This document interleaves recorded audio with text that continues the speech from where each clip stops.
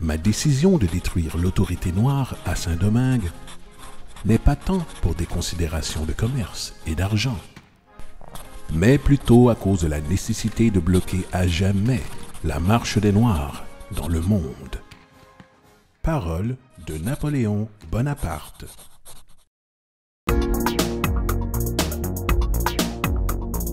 Ce court documentaire est une adaptation de l'article « Haïti, pays mal aimé » tiré du blog « Selon Walter ». Regard sur le monde et la société. Auteur Walter Innocent Jr. Contrairement à ce qui est véhiculé dans la presse occidentale, Haïti, berceau de la liberté, n'est nullement condamné à ne connaître que des catastrophes naturelles et humaines. L'omniprésence du terme malédiction dans les pensées du monde occidental est une continuité de l'anti-haïtianisme qui a pris naissance en 1804, année à laquelle Jean-Jacques Dessalines a proclamé l'indépendance du pays. Haïti, depuis quelques décennies, est le lieu de prédilection des médias occidentaux qui voient en elle l'exhibitionniste idéal de la misère. La souffrance et la pauvreté sont les éléments qui lui rendent photogénique aux yeux des photographes et caméramans. Souriez, ou plutôt pleurez, semble vouloir ordonner ces chasseurs d'images aux victimes des inondations.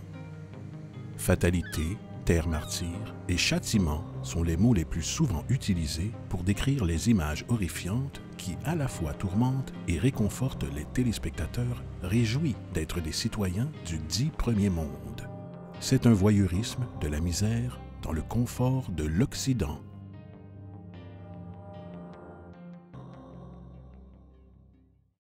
Dans un de ses reportages sur Haïti, un quotidien montréalais a titré « Haïti, pays maudit », un titre opportuniste qui risque de nuire aux affaires touristiques du pays. De toute évidence, le sensationnalisme est le propre de ce journal, et informer les gens devient secondaire. Par ailleurs, une petite recherche sur le sens du mot « maudire » dans un dictionnaire m'a estomaqué. Selon ce dictionnaire, maudire, dont l'adjectif qualificatif est maudit, signifie vouer quelqu'un à la damnation éternelle. Par exemple, Dieu a maudit Caïn. Il y a sans doute une forme d'hypocrisie et de contradiction de la part de cette équipe journalistique, composée de gens issus du Québec, société qui a rompu tout lien avec Dieu.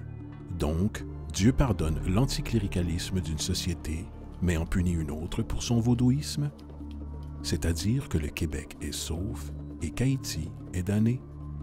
Considérant les allégeances politiques de ce journal, l'indépendance de ce soi-disant pays maudit a sûrement joué un rôle dans son acharnement anti-haïtien. Affirmer qu'Haïti est l'ambassade du diable sur Terre est une simplification de la pensée et une indigence de valeurs humaines. Il est professionnellement irresponsable que des journalistes fassent, en roue libre, la radiographie des problèmes de la terre de Dessalines en excluant certains contextes historiques. Une historicisation approfondie du colonialisme est essentielle à l'examen. La négligence de cet aspect crucial est une forme de négationnisme qui protège l'oppresseur et qui réduit l'opprimé. Récemment, une réflexion qu'un ami a publiée dans un des réseaux sociaux a attiré mon attention. Savoir, c'est bien. Comprendre, c'est encore mieux.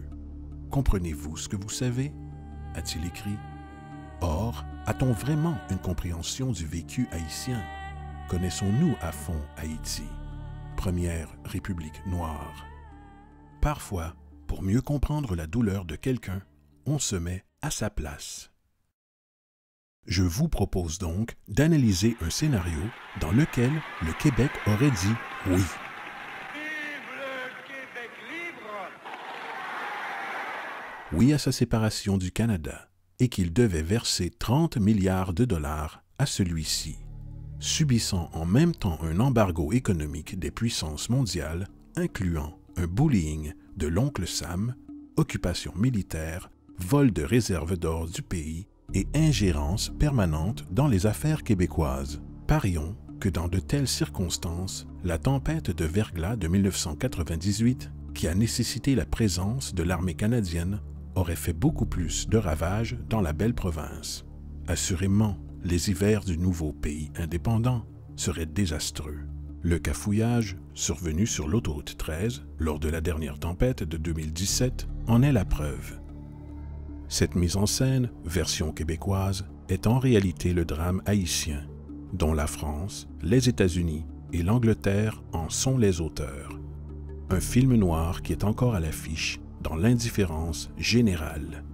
L'élite haïtienne, influencée et soutenue par ce trio impérialiste, a également sa part de responsabilité dans la problématique haïtienne, étant donné qu'elle se soucie peu des intérêts collectifs. Parlant de film, lors d'une conversation que j'ai eue avec le regretté Pierre Falardeau, réalisateur des films Elvis Gratton et Octobre, qui me décrivait sa relation amicale avec Danny Laferrière. Il n'a pu résister à la tentation de politiser notre entretien. « Tu sais, il y en a bien qui aimeraient être à votre place. Vous avez un beau pays, puis il est libre. » m'a-t-il confessé. C'est alors que j'ai compris que ce petit pays, aussi grand par son histoire, était envié par plusieurs. Le cinéaste québécois, séparatiste et reconnu pour son franc-parler, venait d'alimenter un jeune haïtiano-québécois en quête de réponse. Non, Haïti n'a signé aucun pacte avec le diable. La signature qu'elle n'aurait jamais dû apposer était celle de 1825, lorsqu'elle a accepté de remettre à la France ce tribut évalué aujourd'hui à 16 milliards de dollars pour dédommager les anciens colons. Cette indemnité, en échange de la reconnaissance de l'indépendance d'Haïti, s'est avérée, selon moi, le plus grand désastre du pays. Le colonialisme, le racisme, l'impérialisme et l'ostracisation expliquent en grande partie l'infirmité du peuple haïtien en cas de désastre naturel. Chérie par son peuple et maudite par les envieux, Haïti demeure une obsession. Ce trésor des Caraïbes a fait saliver tous les pirates de l'Occident, de Bonaparte au Clinton. On a manifestement pillé ses richesses, mais jamais ne pourra-t-on lui ravir son beau soleil, ses plages magnifiques et son passé glorieux. Haïti, paradis sur terre. Ceci était une adaptation du texte Haïti, pays mal aimé de Walter Innocent Jr. sur le www.selonwalter.com. N'oubliez pas de vous inscrire en cliquant sur le logo au milieu de la vidéo. Merci.